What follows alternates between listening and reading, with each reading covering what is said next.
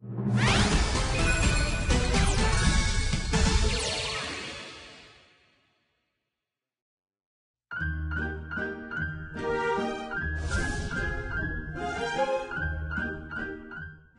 건강하시네.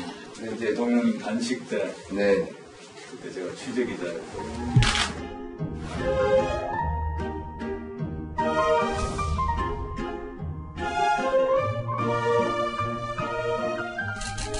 그동안 좀 못 왔습니다. 정말로 안 됐어요.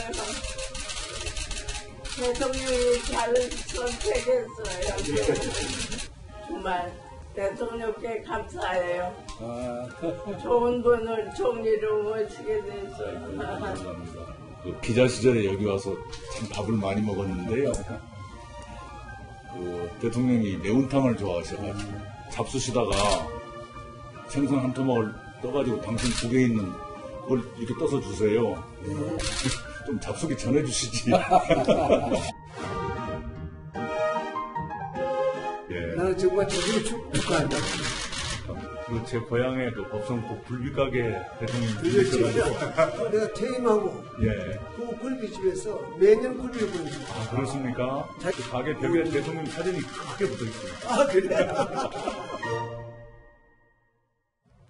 자, 길지균 차장, 이 오늘 예방 행보에서 전두환 전 대통령도 원래는 포함이 됐었다가 빠졌다가 반복이 됐다면서요? 예, 어저께 사실 하루 전에 이미 내일 총리의 일정이 이렇다라고 기자들에게 공지가 되지 않습니까? 네.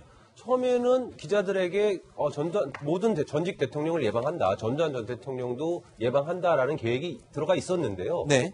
갑자기 문자가 와서 논의 과정 중에 예방이 취소됐다. 네. 오늘 아침에 또 다시 혼선이 이렇게 있었던 겁니다. 왜 그랬을까요? 뭐 내부적으로 논의도 많았다, 다양하게 얘기가 좀 오고 갔다라고 했는데 뭐 특별하게 알려진 이유가 없나요? 정치부 기자들 사이에서 도는 얘기는? 추측만 할 뿐인데요. 사실 지금 5.18 민주화 운동에 관련돼서 전두환 전 대통령을 만나는 것이 부담스러웠을 수도 있고요. 그다음에 또 특히나 얼마 전 인사청문회에서 이낙연 총리 후보자일 때 전두환 전 대통령을 뭐 미화했다, 이런 기사가 난 건 아니냐, 쓴 것 아니냐라는 그런 질의를 받았지 않았습니까? 좀 네. 민감한 시기에 굳이 갈 필요가 있었겠느냐. 네. 이런 오해를 피하고 싶어서 아마 마지막 순간에 제외한 것 같습니다. 그런 얘기도 있었지만 또 전두환 전 대통령에 대한 역사적인 평가도 명확히 밝힌 부분이 있습니다. 뭐라고 얘기를 했었는지 당시 청문회 상황 들어보시죠.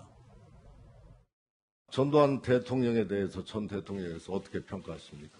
법원에서 이미 판정한 하는 것처럼 내란 죄의 수괴였습니다. 5월 광주 시민들에게 발포를 명령한 사람이 누구라고 생각하시나요? 그분이라고 많이 추정되고 있습니다. 전두환 전 대통령에 대한 역사적 평가가 뭐 좀 부정적인 것과는 별개로 저런 식으로 뭐 예방하겠다, 알겠다, 또 뭐 안 한다, 뭐 이런 식으로 왔다 갔다 세 번이나 이렇게 하는 거는 네. 전 대통령에 대해서는 개인적으로는 좀 상당한 신뢰가 되지 않을까 이런 생각을 좀 합니다. 그렇죠. 또 궁금한 게 있네요. 저 길지균 차장, 이명박 전 대통령 만났는데 사실 요즘 어제 보호 6개 개방하고 난리가 아니지 않습니까? 지금 농민들은 농수 모자라다고 지금 난리인데 4대강 얘기는 혹시 안 했나요?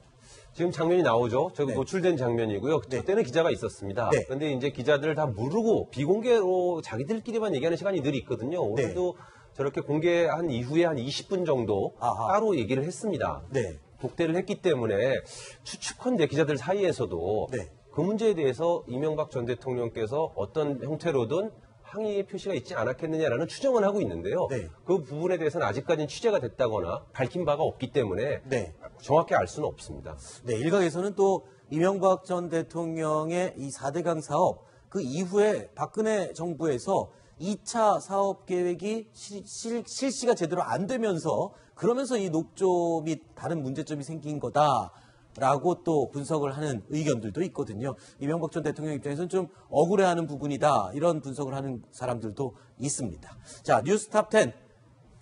다음 순위로 넘어가 볼 텐데요. 김정한 채널A 국제부 차장님은 여기서 인사를 드리고 이어지는 순서에는 이유종 디지털 통합뉴스센터 기자와 함께 하겠습니다. 오늘 수고하셨습니다. 감사합니다. 자, 다음 순위 내용 어떤 내용이 준비되어 있는지 확인해 보시죠.